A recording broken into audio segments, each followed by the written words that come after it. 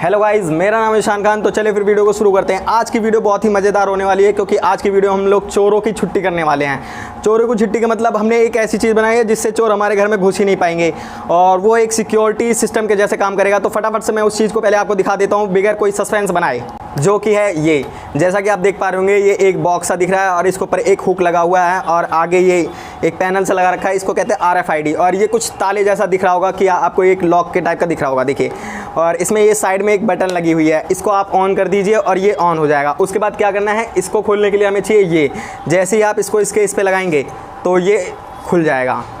और उसके बाद अगर आपको इसे मतलब ताले में अपने मतलब जो घर का हैंडल होता है डोर का, उसमें ले जाइए और उसके बाद इसको फंसा दीजिए और कुछ इस तरीके से इसको अंदर लगा के, और ये ऑटोमेटिकली लॉक हो जाएगा।